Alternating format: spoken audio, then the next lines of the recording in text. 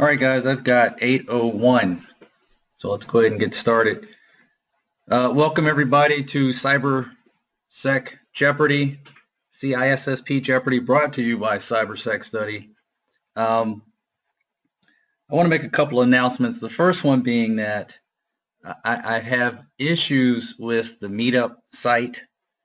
So apparently they don't allow meetups to exist unless you meet in person.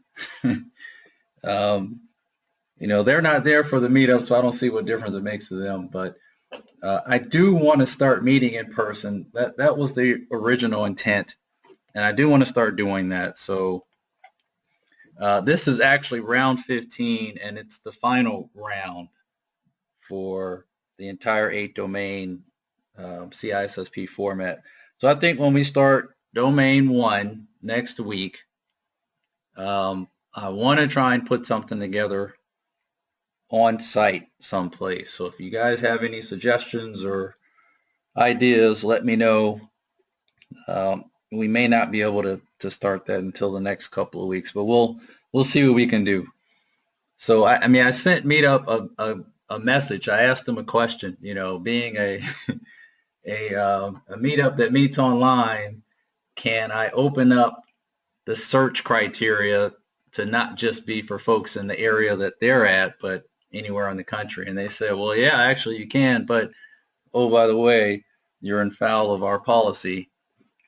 And I got an email from them yesterday. So I also wanted to point you guys to the new website. I made some edits to it. So I have this new tagline, if you will: read, listen, Jeopardy, pass. Read plus listen plus Jeopardy equals pass. If you read the course material, 600 pages, if you listen to all of the audio, there are 33 episodes of about 20 to 30 minutes apiece. And if you play all 15 rounds of Jeopardy, then my guarantee to you is that you'll pass the exam. So if you can consume all of this content, I can't see how you would fail the exam. So I edited the website a bit to show that. You can click on read and it'll take you where you can purchase the book or a thumb drive to get a soft copy. Click on listen, it'll take you to the audio. I added this Jeopardy link here. So these sessions that we're recording, if you miss one, we started at 11. We're going to round robin and go back to number one after we finish this one. But everything's here now. You can do all three components of what I believe you need to pass the exam, all from the website. All right. I think I heard a couple new folks come in. I don't see any brand new folks. I think Anthony, I think you've been here before. So everybody knows how to play. And here we go. And this is round number 15, the final round, and I like this number. I'm glad we get to stop here.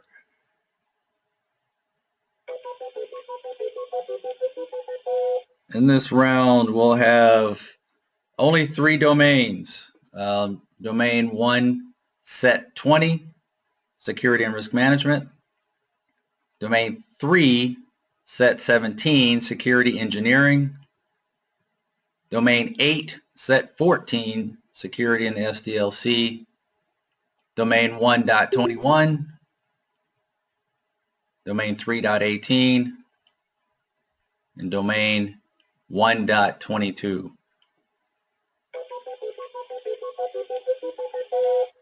All right. Becky, are you in the house? Yes. Yes, I'm here. All right.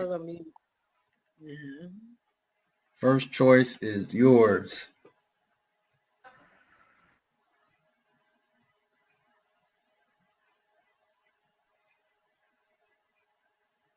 Original Brit says she doesn't see the screen. Guys, if you see the GoToMeeting menu tab, if you have everyone should have their video off. Clara, Oh, Becky, I'm back. Okay, I'm back on. Okay. yeah, turn your webcam off. Is it on? Oh my God. Okay. Yeah, that's going to slow you down quite a bit. Am I off the webcam now? There you go. Yep. All right. I'm off. All right, your choice. Okay, I don't see the board. Am I on the webcam? Doggone it, it's my fault. I'm still stuck on the website. All right, there we go. Okay. Can you see it now? Yes. Sorry, guys. All right, Becky. Okay. I was gonna go with let's see here. I think it was finally seeing here. I'll go with security and risk management 1.22 for 200. Start out low here. All right, here we go.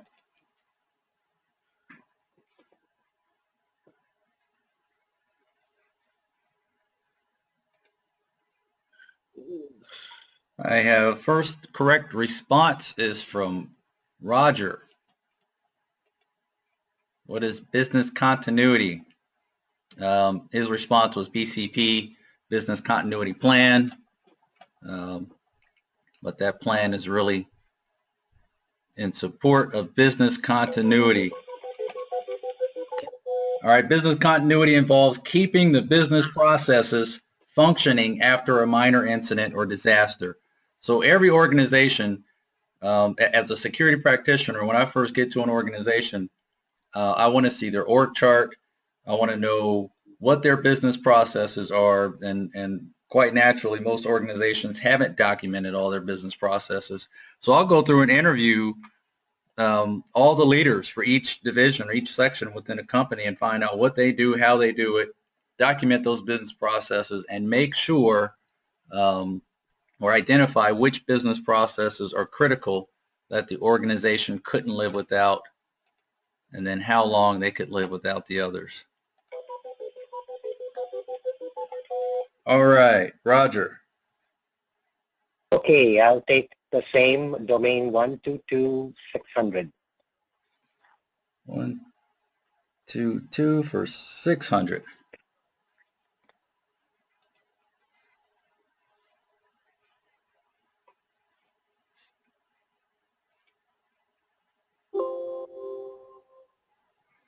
First correct response is again from Roger. What is a contingency? So a contingency is a future event or incident that's possible but can't be predicted with certainty. Sounds to me like a risk. A risk is something bad that could happen. But a contingency, I see a lot of contingency plans written where the scenario they give is a meteor crashes into the computer room. And how likely is that to happen? But try to make, if you have a contingency plan, try to come up with things that could actually happen to your environment. If you have a database as a part of your system, and your contingency could be that database goes down, or a certain table within the database is missing, or something like that. Try to make it relevant to your environment. And this board is not working very well. All right, 600 is not on the board, but Roger, please make the next selection. Okay, let's go for domain 122.1000. All right, here we go.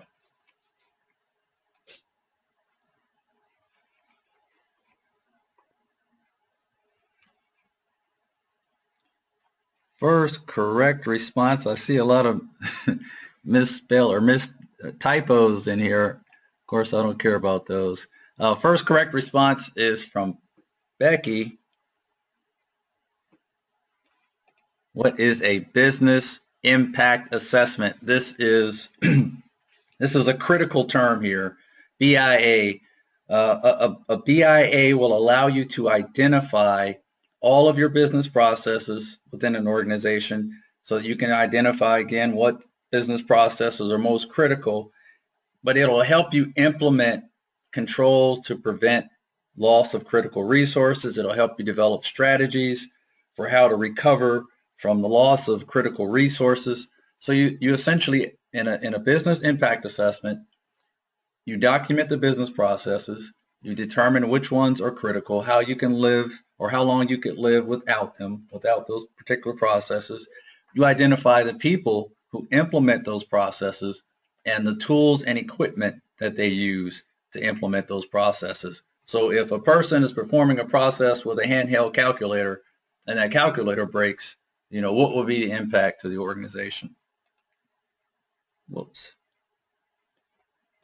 All right. This thing is not going to be nice tonight. All right, let's move on. Keep in mind, domain 1.22 is almost full. Becky, board's yours. Okay. Let's go with, let's just finish out 1,000 there for 1.22. We just did 1,000. Oh, we did? Okay. Oh, I got available there now is 800. Okay. All right. Let me go for the 800 there. All right, here we go. Actually, 400's available there too also.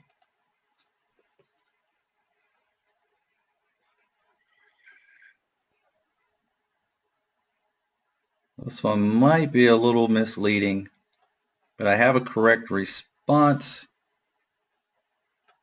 Charles, she just got you, buddy. First correct response is from Becky. What is a COOP, or continuity of operations? It's usually a site that an organization can go to. When during 9/11, I was working at the Hoffman building, and some of the folks in the Pentagon were moved into our building. They didn't have a separate COOP. They had what we call a reciprocal agreement. And I literally had to move my computer from the center of my cubicle to one end. They put a computer at the other end of my cubicle, and all of us had to share cubes with folks until they were able to go back to their site. All right. Now the board cleared out. Okay, Becky. Let's go for security engineering for 200. It's 3.17. 3.17 for how much? I said 200. You don't sound like you mean it. Yeah. All right, here we go.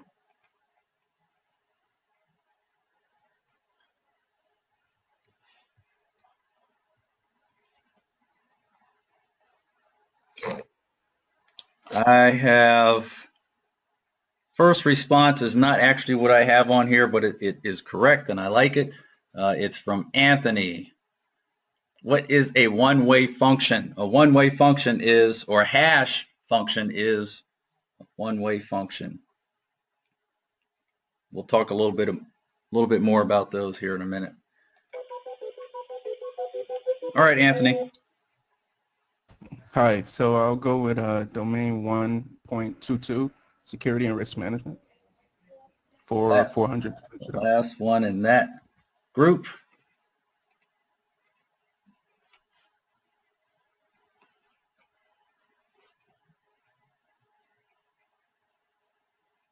A lot of people typed this one in earlier.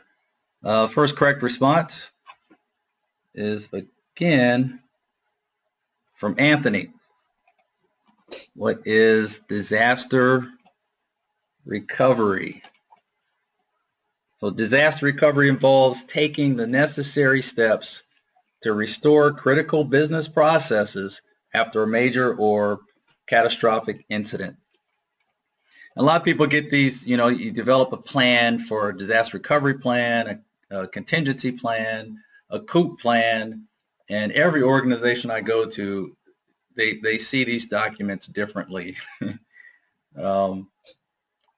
Continuity, business continuity for me is the overarching theme. The overarching objective is to provide business continuity. if I'm the owner of a business, I want to know, you know, if something in my business breaks, what's going to be the impact?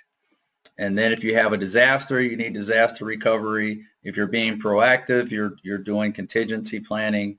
And if there is a disaster, you may, if it's big enough, you may have to move to a COOP site. All right. And that last one didn't clear out. Usually if I click on it a couple of times, it clears up. And I just ran through this whole slide deck before this session just to test it out. So I guess it's punishing me for trying to be proactive. All right, Anthony. 3.17 security engineering for 400. 317 for 400.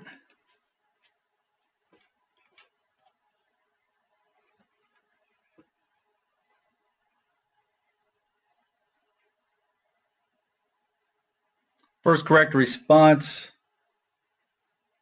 is from Roger. What is DES? The Data Encryption Standard. So DES is a symmetric key block cipher. We talked last week. All cryptography is either one of two things, symmetric or asymmetric. Symmetric, you have one shared key. Asymmetric is two keys, one public and one private.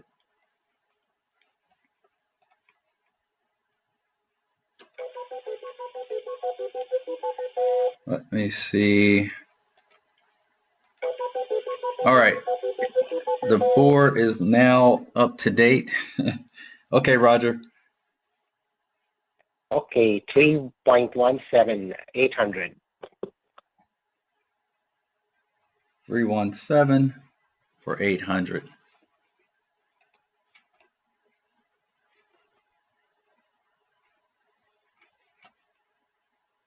Well, you guys jumped all over this one. First correct response is from Charles. What is a nonce?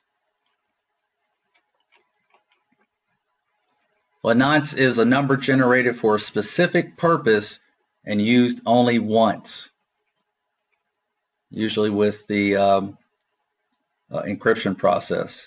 It's usually used to, it's one of the first steps in the encryption process to provide randomness, so that if you encrypt the word money, you're going to come out with ciphertext.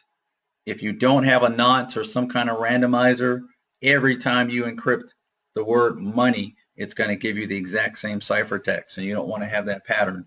If your encryption scheme uses a nonce or some kind of randomizer, you're going to get different ciphertext every time. We were able to crack the enigma during World War II because of patterns like that. Okay, Charles.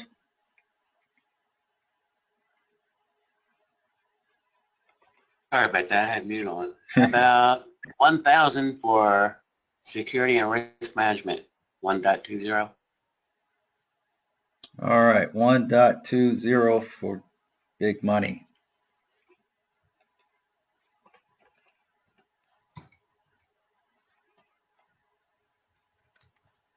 You guys are all over this one too. First correct response is from Becky. What is collusion? That is a pretty big term there. So collusion is when two or more individuals work together to commit fraud. If separation of duties is applied, collusion must take place for fraud to be committed. So you want to create situations where collusion is required. You want to, usually an individual will perform a nefarious act on their own. They won't share that evil deed with anyone else. Most cases, anyway. All right, I lost my mouse. That was 120 for 1,000. All right, Becky. Okay, let's security engineering 3.117. for 1,000. Mandatory vacations. 3.17 for 1,000. For 1,000.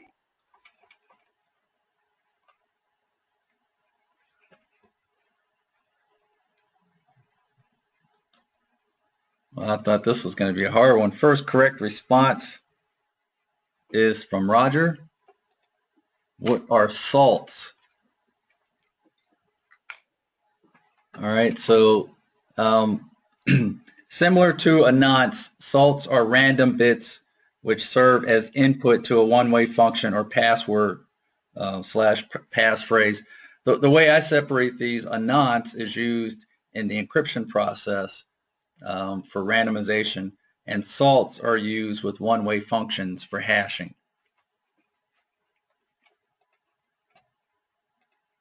Ooh, giving you guys a view into the future. That was 3. Okay, the board is ready. Roger.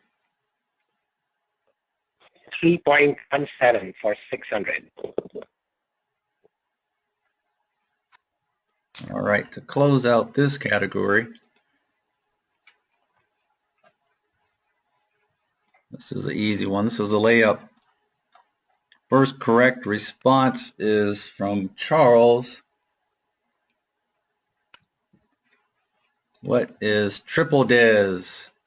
So with triple DES, a lot of people think or they say you just perform the DES algorithm 3 times, but really it's the way you do it. So you would use the DES algorithm to encrypt the message. You use one key to encrypt the message. You would use a different key to try to decrypt the message. And if you encrypt the message with one key and try to decrypt it with a different key, you're just going to get more scrambled letters. It's not going to be able to decrypt it properly. So triple DES, encrypt with one key, try to decrypt with another key, and then encrypt again with yet another key. So that's where the complexity comes into play. And a lot of people ask, well, why not double DES? We went from DES to triple DES. What happened to double DES? And mathematicians looked at applying the DES algorithm just twice and found that it provided no significant advantage. All right.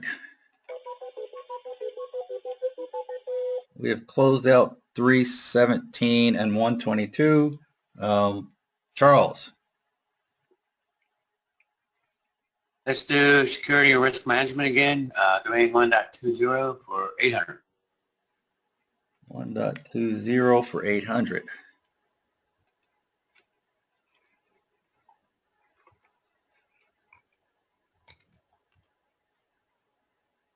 First correct response is from Becky. You're kind of laying back on this one, but we've got good competition in this round. I think this was one of the best, most competitive rounds, but Becky is still on the big ones. Correct response is, what is a trademark?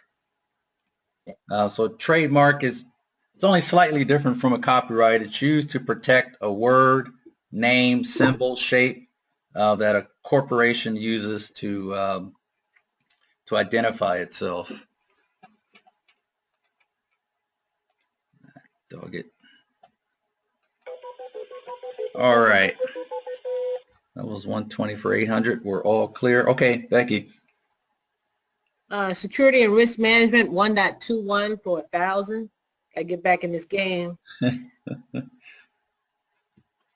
1.21 for 1,000.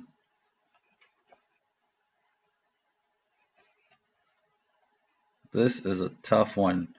Unless you've been studying the material, I have an incorrect response and then a correct response from Becky, even though she slightly misspelled it. Correct response is GLBA, the Graham-Leach-Bliley Act of 1999. This requires financial institutions to develop a written information security plan that describes how the company plans to protect sensitive information. There's a whole lot of other stuff that went into this law. It allowed insurance agencies, financial firms, and a lot of different types of financial institutions to merge together, essentially so they can make money no matter how the stock market is doing. But you see GLBA, know that it applies to the financial sector. All right, Becky. Okay, I'll go for stay in there, 1.21 for 800, please. All right.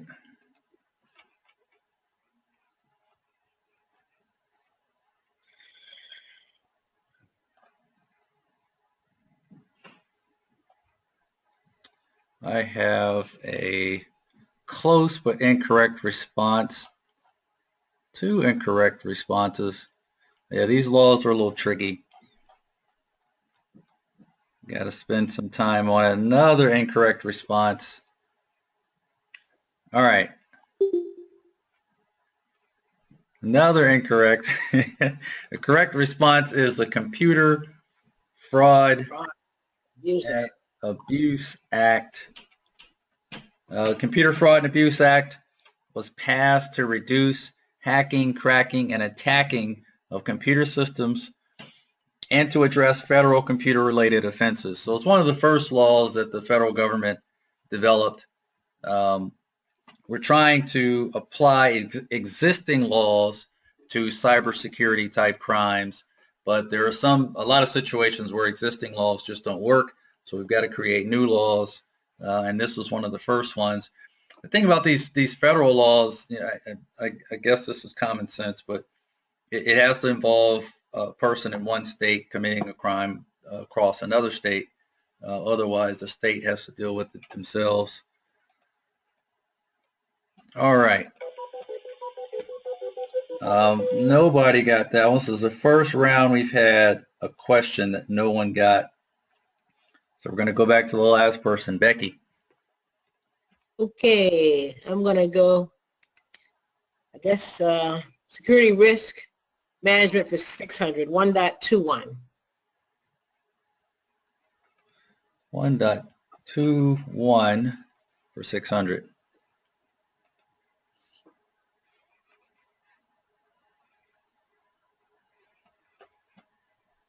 Now this one, if you're working in the federal government implementing the risk management framework, or back in the day it was DITSCAP and DIACAP, you've got to know this one. First correct response is from Becky. I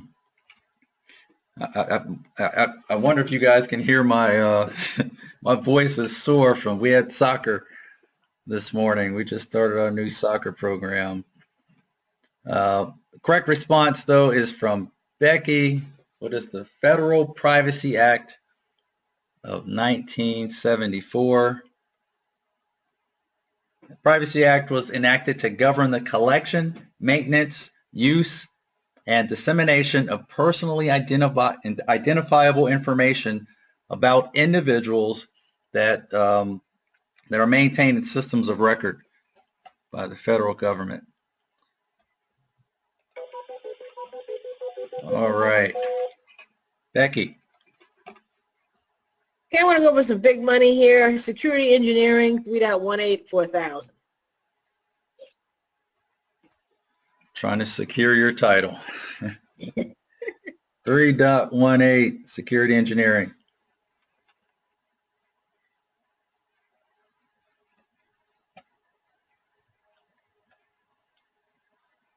First correct response is from Roger. He's still in the big money. What is a digital signature? This is something I spent a lot of time on in my boot camps. Digital signature it's similar to a regular signature in that it's easily created by an individual, but difficult for someone else to replicate. But the key with the digital signature is it involves writing a message, hashing that message, and then encrypting it with your own private key. So you can only use digital signatures with asymmetric cryptography where you have a public and a private key. You can't use digital signatures in with symmetric cryptography. There's another tool that we use that's similar to a digital signature with symmetric cryptography. But with asymmetric, a digital signature, remember hash and then private key. Okay, 3.18 for 1,000 didn't clear.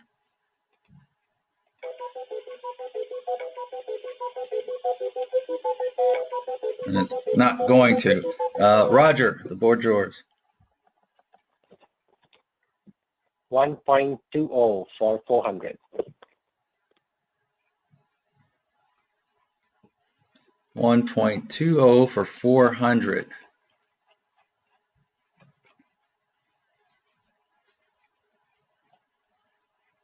First correct response is from Becky. What is a patent?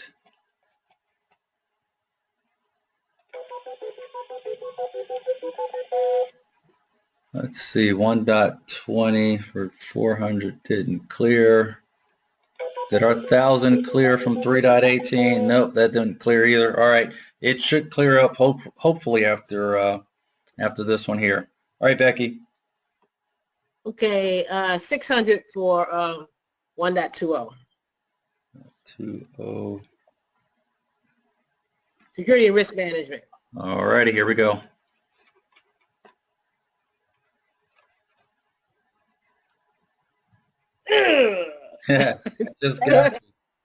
Just got you. First correct response is from Charles. What is a copyright? So with a patent, you have to file an application with the Patent Trademark Office. But for a copyright, you can go to the Patent Trademark Office and apply for one, but you don't have to. You can just simply claim. The course material that I wrote, I label it with my copyright protected. I don't even really have to do that, though. All I have to do is release it out into the public and claim that I wrote it, and I have copyright protection. All right. This board is not going to play nicely. That was 120 for 600 that didn't clear. Let me try here again. Oh, I got to get these boards fixed before we move on. All right, Charles. It's a minefield out there trying to choose one that we haven't selected already, but I'll keep you on. All right, I'll be careful. Blow up the board. Let's try 8.14 if it's available. 1,000. 8.14 for 1,000. Yep, that is available.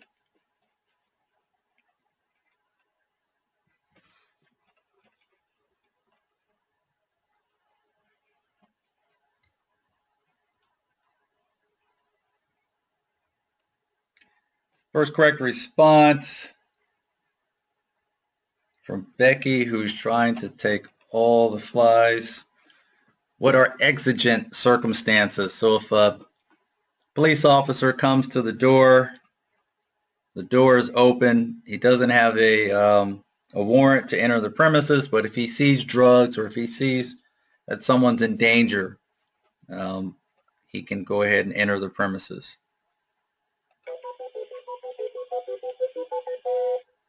Oh, and the minefield gets worse. Oh, I think we're good now. Except for 120, 600 is not available. We're starting to catch up. Huh. All right. Most of it's clear. We'll take our chances and see what we can do here. All right, Becky. Which one was that for 1,000? That was 8.14. Okay, so that's already, I took that one. That one's taken. Yeah. All right, so I'll go for 800 in that category. All right. 8.14. 800. Let me Hold on just a second. Let me see if I can. I think we are caught up now. I think the board is finally caught up. Okay, we're 8.14 for 800.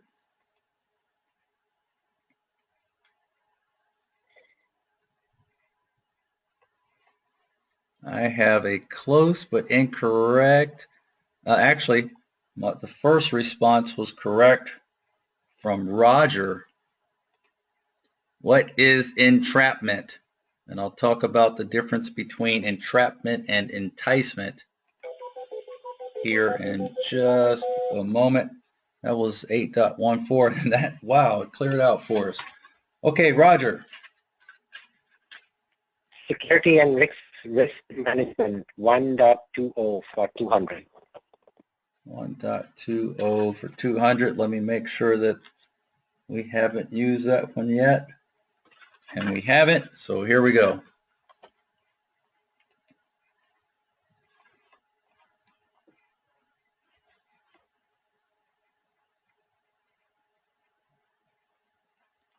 First correct response is from Charles.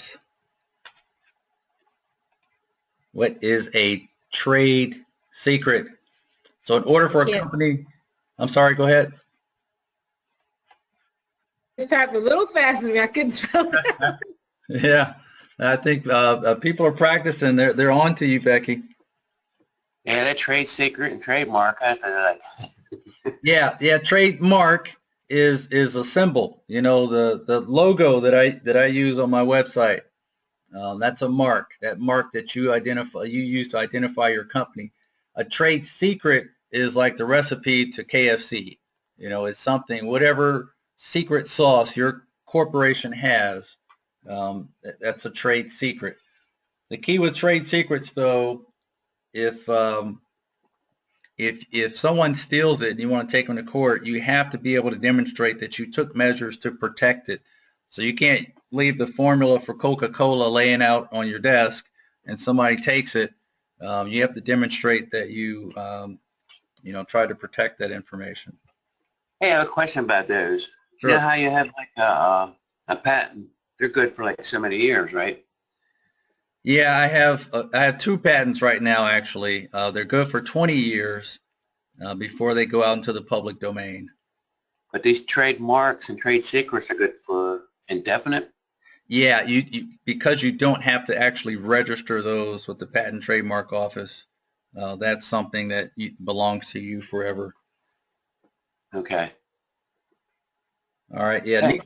Nikola Tesla, one of the greatest inventors of all time. The reason why we all have lights in our houses right now, he couldn't make money off of his inventions until after the patents had expired, and then everyone else made money off of it, and he died penniless. All right. That one didn't clear out. Let me try my bag of tricks here. Or should I say my bag of clicks, which aren't working. All right, Charles, the board's yours. The minefield is yours. Okay, let's go with 3.18, 800. 3.18 for 800. Let me make sure we haven't touched that one yet. And no, we haven't. Here we go.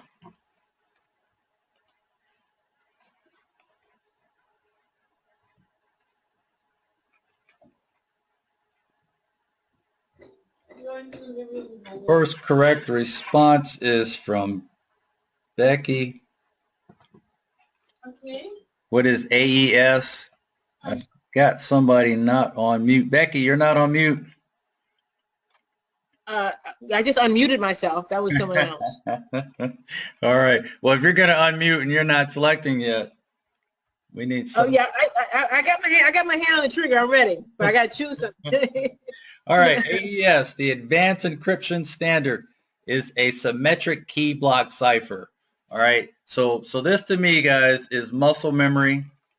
I'm going to show you real quick one of my muscle memory charts. I think I have one that has all the ciphers in it. This material is in the book. It's I I call it muscle memory. So anything that requires memorization, I put into a muscle memory chart, and my recommendation is that you look at that information every day. Try to get yourself to the point where you can write it down. But with these muscle memory charts, we've got AES up here. It's a block cipher. It's created by Vincent Ridgemont, Joan Damon. It's symmetric key cipher. These are the key length sizes, the block size. All right.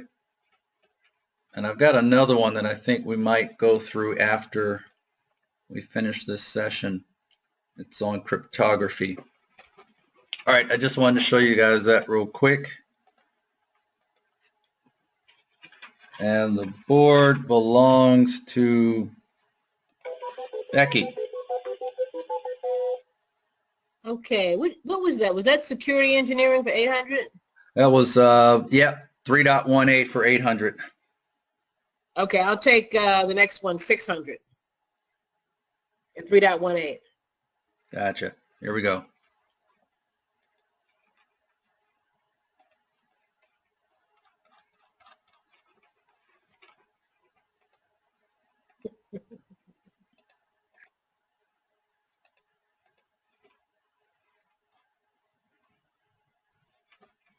All right, I'm all twisted up here.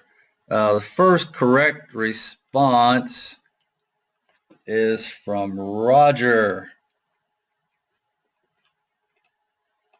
What is asymmetric key cryptography? Again, symmetric is one key, asymmetric is two keys.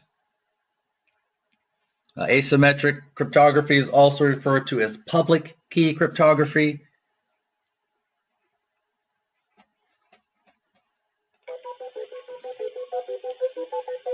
Okay, Roger. Okay, I'll take security engineering, domain 3.18 for 200. All right.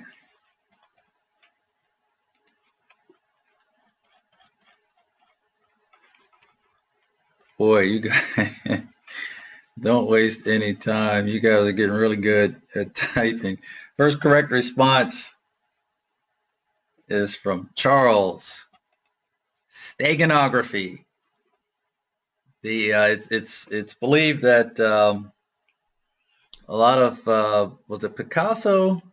No, I'm thinking of who's the guy that was the inventor and the painter? Da Vinci. A lot of his paintings were involved steganography. There's a lot of hidden messages within his paintings. But is there anybody who's like famous for doing it with like online media? oh wow, not that I'm aware of. Because I translate this more towards like today's age, Yeah. like in audio files and video files. Okay. Yeah, they're primarily used in photos and audio files. But yeah, it could be just about any type of media. Because I haven't run across any articles or anything where Oh yeah? this is actually, you know, been in the press or anything. You guys know those pictures that you have to look at for a long time before you see like a hidden picture behind it? Oh yeah, I have a whole book of those. I love those things. That to me is steganography. All right, Charles. Okay, close that out for 3.18, 400. 3.18, 400.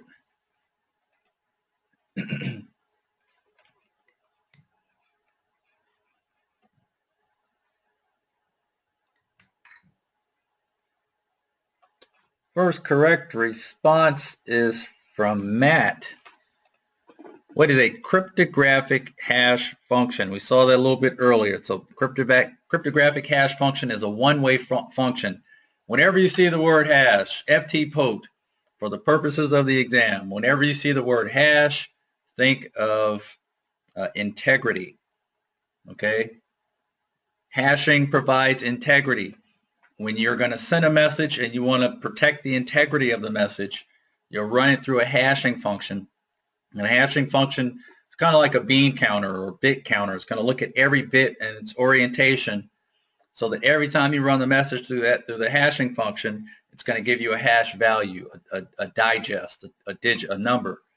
Every time you run that message through, it's going to give you the exact same message digest. The same number will come out. If you change one letter or any part of that message, and then you run it through the hashing function, it's going to give you a different digest. So that's how we protect the integrity of information. And I want to go through, when we finish this session, I want to walk you guys through my cryptographic scenarios, and how you would get a digital signature, how you would get encryption, how you would get it provide integrity, the 4 primary objectives of cryptography, how you would achieve all of them.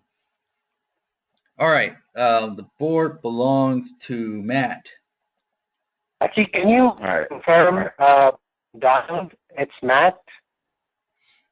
Can you confirm? That was my understanding. The correct response was hash, and his was the first one. I see Roger next, but Matt was first. Does everyone else see that? Yeah, that's what I see. Okay. Oh, in mine it shows me as first, but Really? I don't know. Yeah. He can pick. That's fine. We'll send Oh, you a no, check. because I think it must have been a collusion. Yeah, right. Hey, Roger. Roger, I do want to see. I've had this happen before. Do you even see Matt at all? Do you see his response at all? Right after me, I can send you a snapshot. Wow. Okay, that's interesting. So my computer is seeing something different than yours, but of course mine is the authoritative source. Yeah, no, that's fine. I was just wondering. Yeah, it's a collusion. Okay. Yeah. Yeah. At least we know there's some there's a ghost in the machine. All right, Matt. All right, let's go 1.21 for 400. 1.21 for 400.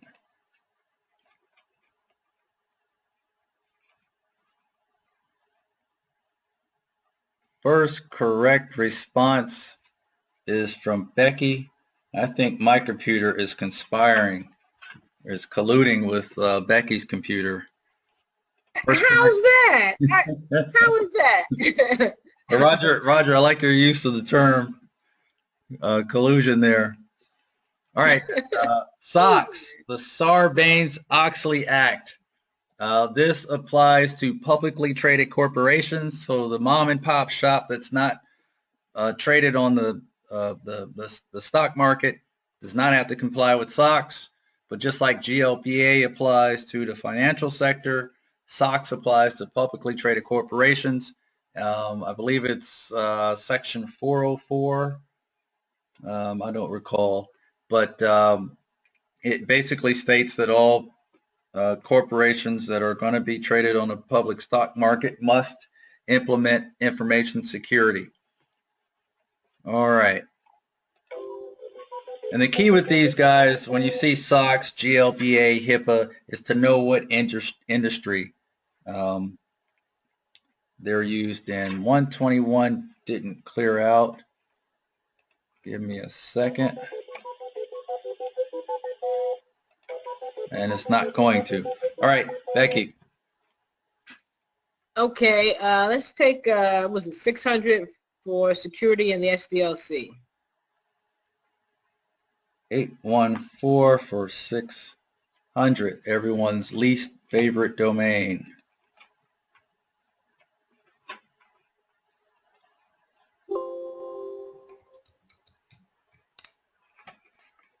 All right, the first correct response I have is from Becky. What is enticement? So let's talk here real quick about the difference between enticement and entrapment. So from my perspective, enticement is something you do I think of a prostitute, right? If she dresses up in skimpy clothes and goes out and walks on the street, and you solicit her, then that's enticement.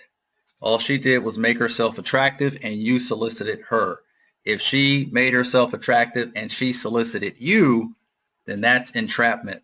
So for me, the difference between enticement and entrapment is solicitation.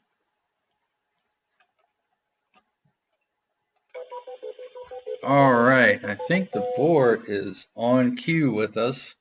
Becky. Okay. I was getting my notes there. Did I lose the? I think I lost the screen. Let me go back. Okay, I'm back at the screen. All right, so 400 for security in the SDLC. 814-400.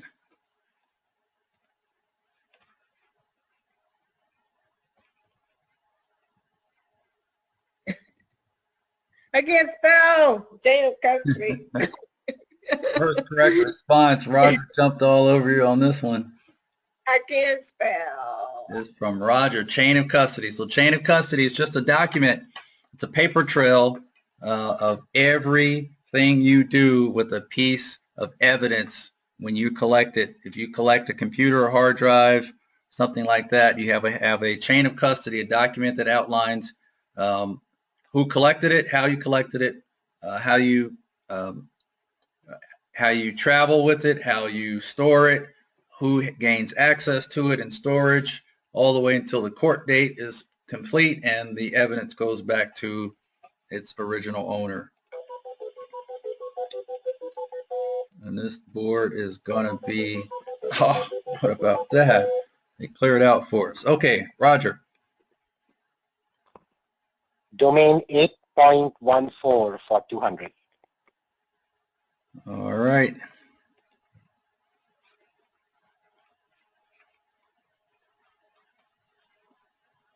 Correct response is from Becky the Terminator, or should I say Becky the Speed Typer. What is motive? Mom. Means, opportunity, and motive. These are the three things you usually need to present to a jury in order to prove innocence or guilt. All right, guys, here we go. The last one. Domain 1.21 for 200.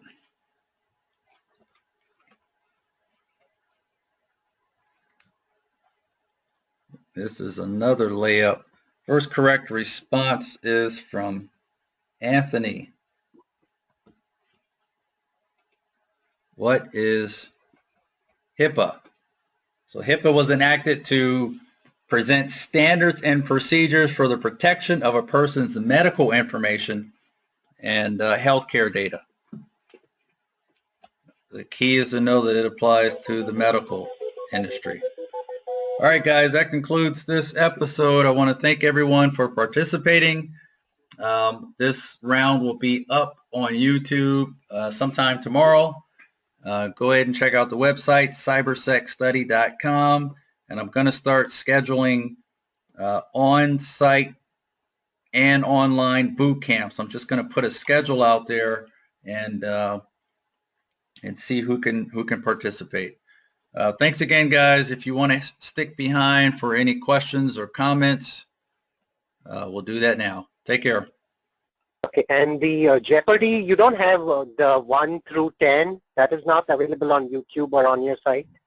No, we haven't recorded 1 through 10 yet. We're kind of learning our way through the process through 1 through 10. We started at 11, but next week we're going to start round 1, and we'll record that and put that up. Okay. So yeah, guys. Again, I put this formula together on the website. I released it out on Twitter and LinkedIn. Read plus listen plus Jeopardy equals pass. And I tell you, my brother, it sent something off in his brain. and I think it really simplifies things. So the exam is a mile long and an inch deep. The mile long part is consuming this monstrous amount of information, and it will weed people out. If this isn't something you have to have for your job, or if it's something you just kind of would like to have, then it's going to weed you out. So prepare for a marathon. Any other questions? Yeah, you said you were going to give us something on cryptography. Yeah, let me go ahead and share this screen. Becky keeps me honest. I take notes when you say that. I'm going to do that. I'm like, all right. All right, so this is the muscle memory chart with all the ciphers. I really like this one. The key with the muscle memory charts, guys, is I recommend, of course, all three components of my program: reading, listening, Jeopardy. Go through all that material and then start doing practice questions. I think a lot of people start focusing on practice questions way too early, and in some cases, that's their only focus. But when you're going through practice questions, if you see information that supports information that's in a muscle memory chart, then you reference the muscle memory chart, make updates to it, make corrections if necessary, add information to it as you go along. But let me show you this one here. This is a chart that I developed. It lists the cryptographic scenarios. So what are the 4 objectives of cryptography? We got confidentiality, integrity, authentication. So the CIA, just like the fundamental objectives of security as a whole, there are only 3. Everything we do in information security is going to be to support one of those 3 objectives: confidentiality, integrity, and availability. With cryptography, there are 4 objectives: confidentiality, integrity, authentication, not availability, and then non-repudiation. So with symmetric cryptography, you can only accomplish one goal of cryptography, and that's confidentiality. With symmetric cryptography, you can't get integrity, you can't get authentication, you can't get non-repudiation, only confidentiality. So with these scenarios are for asymmetric cryptography, where you have a public and private key. With asymmetric cryptography, you can accomplish all 4 objectives of cryptography, and these scenarios show you how to do that. So let's go through scenario 1.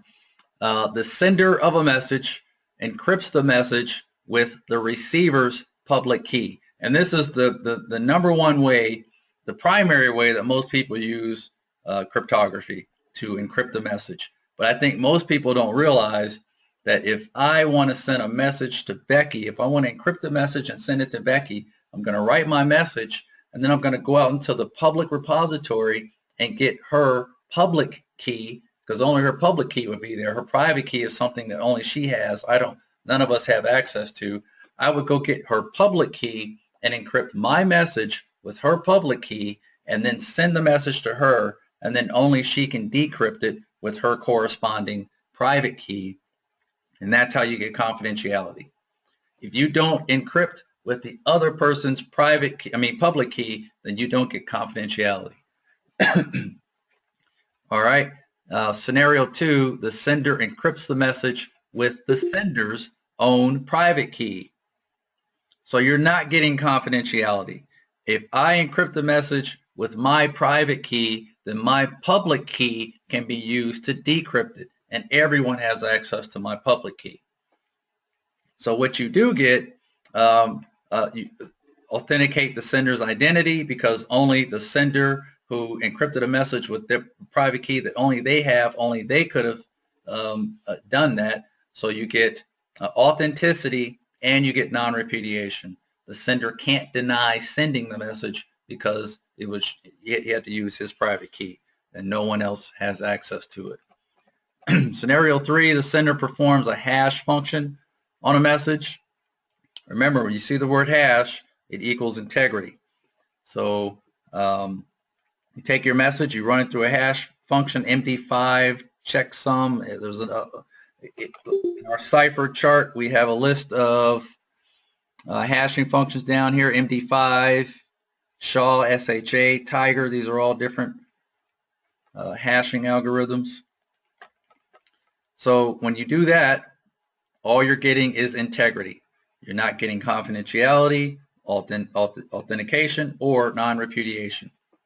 Scenario 4, sender performs hash function on a message, then encrypts the message with the receiver's public key. With that, you're getting integrity because you're hashing first, and then because you use the receiver's public key, you're getting confidentiality. So we get integrity and confidentiality. We don't get authentication or non-repudiation because the sender's private key wasn't used. All right, my voice is deteriorating here. Scenario 5, sender digitally signs. In order to digitally sign a message, you have to hash it and then encrypt with your own private key. So with that, we don't get confidentiality because we used our private key. We get integrity because we had the hash first. We get authentication and non-repudiation because we're using a private key. And then the final scenario is the sender attaches a digital certificate to a message. And with that, you don't get confidentiality, integrity, or non-repudiation. You authenticate the sender's identity with a digital certificate. So it brings up another point. Digital certificates versus digital signatures. Don't get those mixed up. People always mix those up on the exam. A digital signature, it does what it does. It allows you to provide authenticity, non-repudiation. A digital certificate is a piece of information. You can double click on it. The main use for digital certificates is to overcome the biggest problem with asymmetric cryptography, and that being not knowing who you're communicating with. Not necessarily, you don't meet them first and share a secret key before you start communicating with them. You don't verify their identity. There's a third party that does it. So if I go to the global address book and I see all the public keys that are available to me, and I see two people with similar names, I would double click on their digital certificate and it would have more descriptive information about them so that I can be sure that that's the person I want to communicate with. All right, that's that. Anybody else have any questions or comments? Yeah, how would you achieve everything if you wanted to achieve the whole triad? There another scenario? Yeah, I don't have a scenario for that. I don't think there would be a case where that's really necessary, but you would have to digitally sign a message and then sign it or encrypt it again with the receiver's public key.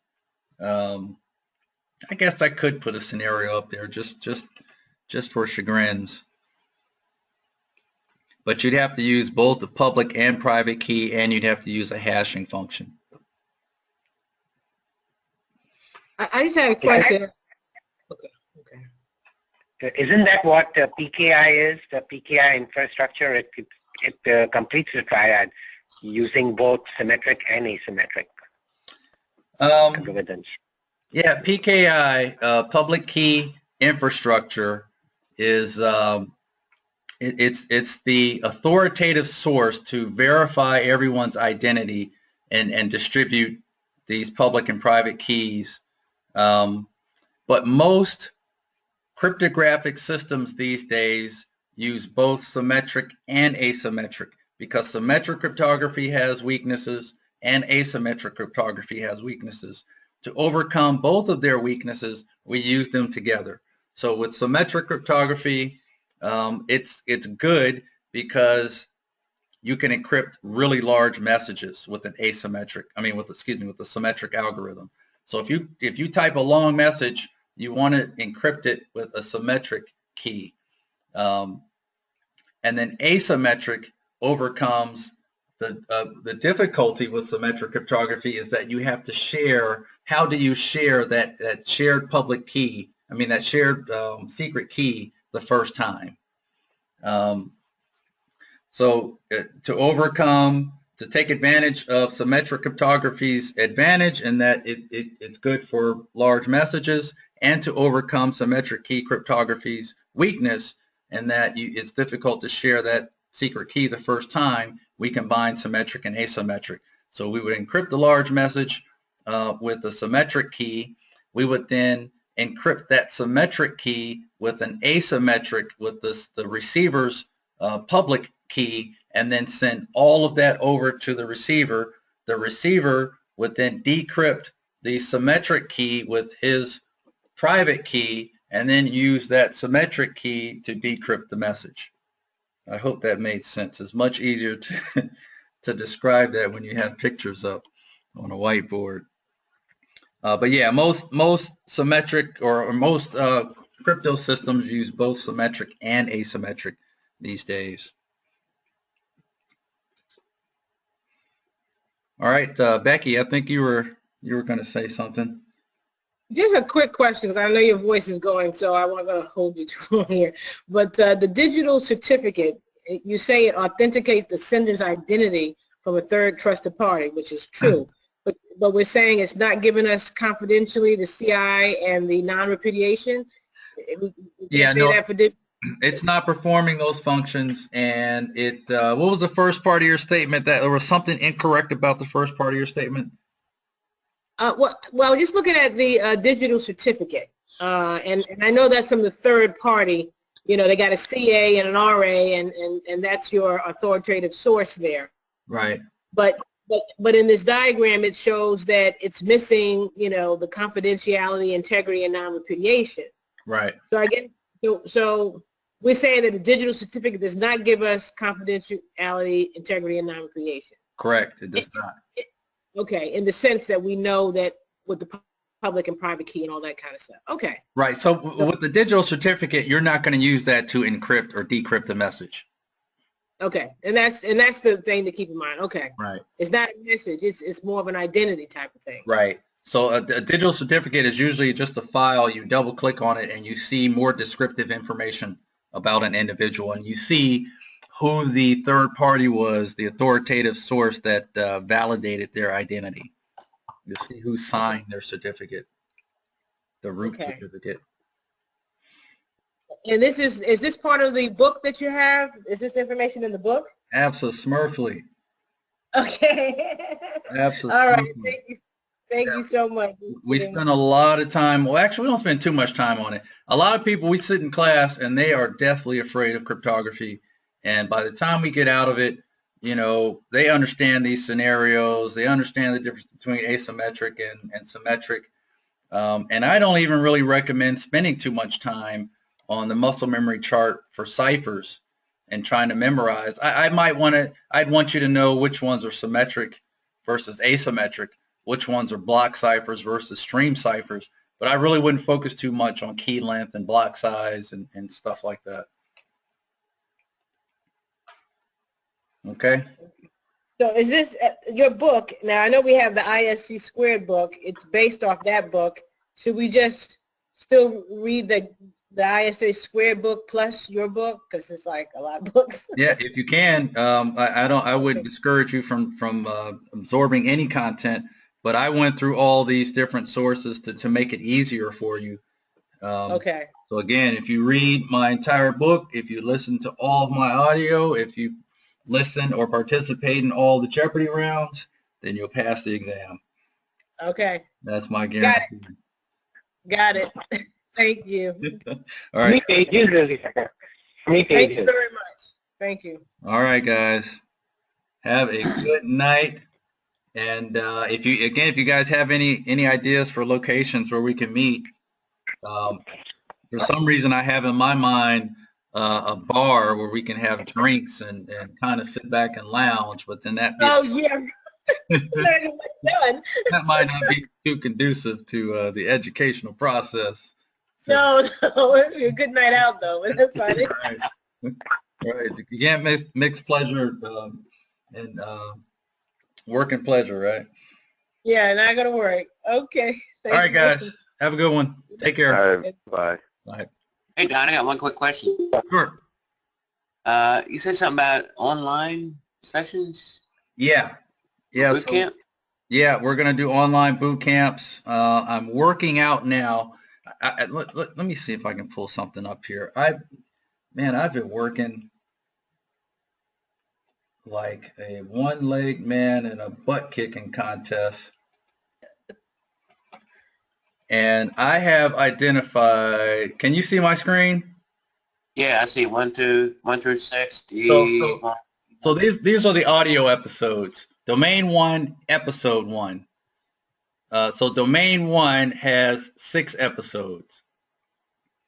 Domain 1, episode 1, if you listen to the audio, it includes these terms, no informational notes, no concepts, no formulas. And from the book, it starts at page 5 and ends page 18. So with this information here, I can tell you that there are, you can listen to the audio and know which pages in the book are covered in that audio. I can tell you that there are 33 audio episodes. So I want to kind of chop our process is going to be every day we'll listen, we'll read, we'll listen to maybe 2 or 3 audio episodes, and we'll read all of the material associated with those 2 or 3 episodes. Then we'll meet online and discuss them. We may play our own round of Jeopardy about them. And then you guys will come and compete on this Saturday session against any comers. And we'll keep doing that until we get through all the material.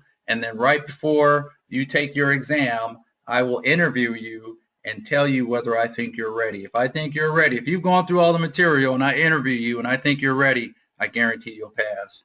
So I don't have your book yet. I tried to buy it and something went wrong with the purchase. I don't know what. How long ago did you try? Last week. Last week, really? It uses PayPal or something, right? Yeah, it does. And I kept getting some kind of message like, you already have a PayPal account. Didn't go through. All right, let me take a look at that. Because I've gotten quite a few thumb drive purchases, but no, the last book order I got was week before last. So let me check that out and see if there's a problem. I tried to buy them both, especially the reading material. I'd rather have the reading in front of me so I can look at it. Okay. But I have been studying through. You ever heard of SkillSport? No, I haven't. It's like they have training for almost any certification and huge amount of IT books. I got through IBM. I got registered there, and they have like a huge course through there, like all 8 domains, and recordings, and then they have questions at the end. I've been going through that all week long. Nice. So I'd like to get that in your book and into these boot camps, and hopefully soon I'll be ready for that test. Okay. I had wanted to do it in April, but I'm going to have to push it up to May or maybe June. Okay. Yeah, what I want to do is, I'm going to keep roll call. I'm going to hold people's feet to the fire. If you join one of my online boot camps, you have to participate. You have to show up on time and be ready. You have to have reviewed the material. And, just like a weight trainer, I'm going to push you guys. Yeah. When did you plan on having those? On the weekends or? I'm working out the details now. I'm thinking it's going to be, I think I want to offer 3 different options. One could be the on-site boot camp in 5 days. The second one could be online, and we finish in maybe 4 weeks. Another option could be online, and we finish in 8 weeks. I think you're going to do your own boot camp. They're pretty expensive, aren't they? Say that again? I checked out some of those, and they were really expensive, like $5,000. Yeah, it's crazy, man. These things get up to, they start at like $2,000, Yeah, I couldn't afford those. That's why. Yeah. I'm looking for alternative means. Yeah, my standard price right now is $500. I'm charging $500 to get you through the exam. I'm thinking of, if folks want to guarantee, I'm trying to come up with a situation where you give me the $500 plus the price of the exam. So maybe, what's the exam price, Steve? $600. 600. So you give me $1,100. You take the exam. If you fail, I'll give you the price of the exam back. But that's only for folks that I've given my, I've interviewed them and I've given them my gold seal, and I believe you're ready. First of all, I have proof that you've gone through the book, you've gone through the audio, you've played all rounds of Jeopardy, and then I've interviewed you, and you get my seal of approval, and I guarantee you'll pass. Yeah, well, I'm gonna order the material first, get through that, and figure out what you're gonna do with your boot camps and your online sessions. See what's best for me. Okay. But I did take this test. I took this test like maybe 5 years ago. Oh yeah. I got a 600 on it. So. Okay. So that's respectable. That's you've only got a little bit more you need to do. Yeah, and I just studied from Sean Harris's book back then, the one she had out. Yeah, that was the only book I read when I took the exam. So yeah, it's a really good book. I love her stuff. I love her audio. Yeah. I love her videos. I didn't even know she passed away. Yeah. I was like, what? I just found out on the internet last night. Like, oh, I didn't know she passed away. Yeah, what a hole that this industry has with her gone. I mean, I don't think we realize just how massive losing her was. I certainly do appreciate what she did, though. She put us on the map. She got everything started. So we've got to pick up the mantle and carry it on in her honor, if for no other reason. Yeah, well, you're doing a good job. You got a lot of support for many people by the looks of it. Yeah, I'm doing the best I can. I tell you, I'm a one-legged man in a butt kicking contest. I don't get any sleep. Well, there you go. I know you get kids and all that. So. All right, buddy. I appreciate you. I sent you an invitation for LinkedIn too. I okay. saw your profile out there. Cool. So I'll see you next week. All right. Take care. All right. Bye. Bye, guys.